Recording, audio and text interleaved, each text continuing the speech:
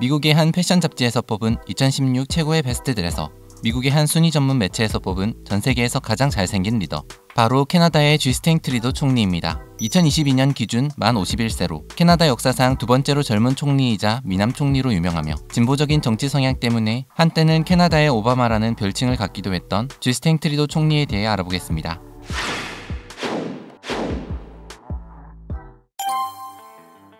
(1971년 12월 25일) 크리스마스 날, 캐나다 수도 오타와에 살던 당시 캐나다 총리인 아버지 피에르 트리도와 어머니 마가렛 트리도 사이에서 장남으로 태어난 주스틴 트리도. 주스틴이 태어났을 때 아버지는 캐나다의 총리로 있었기 때문에 어린 시절 그는 총리 관저에서 생활하며 캐나다 국민들의 주목을 받고 자랄 수밖에 없었습니다. 사실 아버지 피에르 트리도는 단순히 총리 이상을 넘어 현대 캐나다의 아버지, 캐나다의 케네디라고 불릴 정도로 국민들에게 엄청난 존경과 사랑을 받은 캐나다 역대 최고의 총리로 꼽히는 주인공이기도 합니다. 아버지 피에르 트리도는 1968년부터 1984년까지 무려 16년간이나 재임하며 여러가지 진보적인 정책을 실시했는데, 특히 프랑스어와 영어 모두를 캐나다 연방정부의 공식 언어로 채택한 것도 그가 이룬 업적 중 하나라고 합니다. 아버지 피에르는 총리로 재임하던 중 53살이라는 늦은 나이에 무려 29살 연하의 배우 출신 마가렛 싱클레어와 결혼해 장남인 주스탱을 포함해 아들 셋을 낳았습니다. 주스탱의 훈훈한 외모는 바로 배우 출신인 어머니로부터 물려받은 것이라고 합니다. 참고로 주스탱이 태어나고 4개월 정도 무렵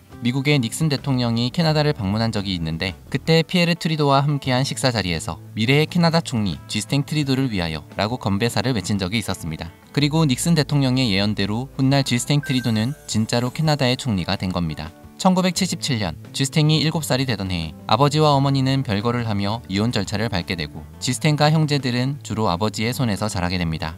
그렇게 주스탱은 아버지와 함께 생활하며 진보 성향의 자유당이었던 아버지로부터 정치 성향을 물려받고 알게 모르게 정치인의 소양을 익혔습니다.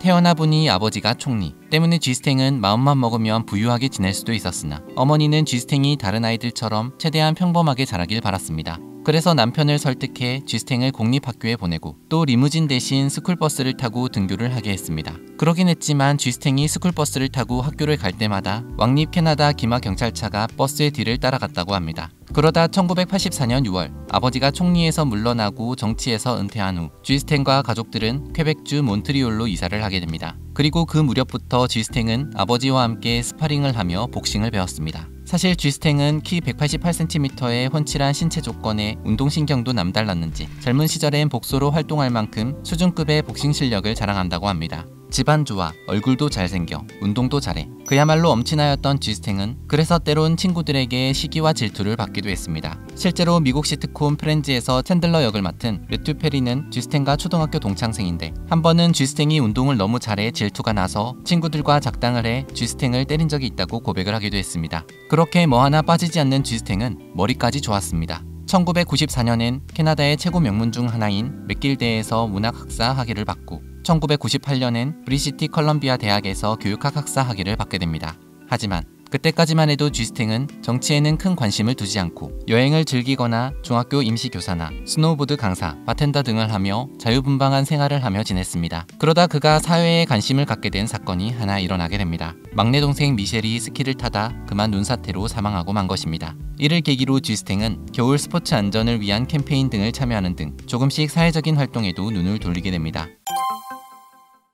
2000년 10월 트리도는 아버지 피에르 트리도가 세상을 떠난 후부터 정치와 조금씩 관련을 맺기 시작합니다. 당시 30살이었던 주스탱은 아버지의 국빈 장례식에서 장례식 추모사를 낭독하게 되었습니다. 훈훈한 외모로 차분하고 기품 있게 아버지와의 추억을 되새기는 그의 추모사는 방송이 나간 후 다시 재방송을 해달라는 요청이 쏟아질 정도로 캐나다 국민의 마음을 흔들었고, 그때부터 본격적으로 주스탱은 정계 진출 권유를 받게 된 것입니다. 하지만 2002년 주스탱은 정계에 진출하는 대신 환경지리학 공부를 하기 위해 다시 몬트리올로 가는 선택을 했습니다. 학업은 얼마 안가 중도 포기했는데, 이후 몬트리올 라디오 방송국에서 일하거나 아테네 올림픽을 취재하고 미니시리즈 드라마에 배우로 출연하는 등 그야말로 다양한 사회 경험을 했다고 합니다. 그러면서도 캐나다 공원 및 야생협회의 무급 대변인으로 일하거나 청소년 자원봉사단체의 이사회 의장을 했으며 자유당 청년재생 태스크포스 위원장으로 임명돼 활동하기도 합니다. 사실 그는 한 인터뷰에서 이렇게 고백한 적이 있습니다. 트리도라는 성을 가진 것은 평생의 축복이자 저주라며, 자신이 어딜 가나 무엇을 하나 꼬리표처럼 따라붙는 트리도라는 아버지의 이름 때문에 자신의 청년기는 트리도가 아닌 주스탱의 모습을 보여주기 위한 투쟁의 역사였다고 말입니다.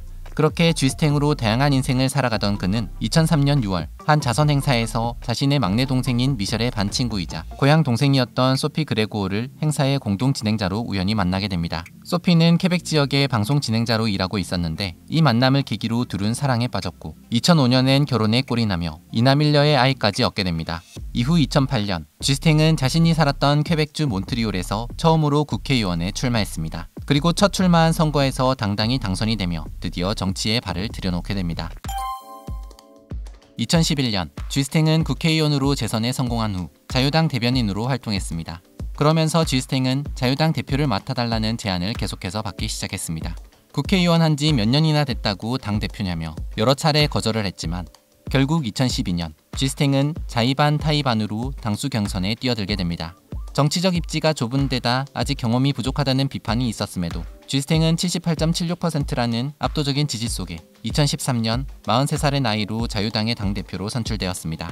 아버지의 뒤를 이어 자유당의 당수가 된 쥐스탱은 부자 증세와 서민 감세를 강조하는 한편 일자리와 교육 등 사회 인프라에 대한 재정 지출을 확대해야 한다고 주장했습니다. 또 이민과 종교 문제에 관해서도 진보적인 견해를 보이며 공공장소에 이슬람 여성들의 외출복 착용을 금지하는 보수당의 정책을 철회하고 적극적인 이민 정책을 도입하겠다고 밝히기도 했습니다. 그러던 2015년 총리 선출을 위한 총선이 실시되었습니다. 선거 초반만 해도 쥐스탱의 자유당은 진보층의 지지를 받는 신민당과 보수층의 지지를 받는 보수당에 밀려 지지율 3위로 선거를 시작하게 됩니다. 하지만 4년 전 총선에서 같은 진보층이었던 신민당과 자유당으로 표가 갈라지는 바람에 어부지리로 보수당이 집권한 전력이 있었기에 더 이상 보수당이 집권하기를 바라지 않던 신민당의 지지층들이 쥐스탱의 신선함을 믿고 그를 지지하는 상황이 벌어졌습니다. 그 결과 쥐스탱의 자유당은 과반을 넘어 184석을 획득, 그야말로 대승을 거두며 거의 10년 만에 정권 교체에 성공. 쥐스탱은 제23대 캐나다 총리로 취임을 하게 됩니다. 그때 그의 나이 45세로 쥐스탱은 캐나다 역사상 두 번째로 젊은 총리로 이름을 올리게 됩니다.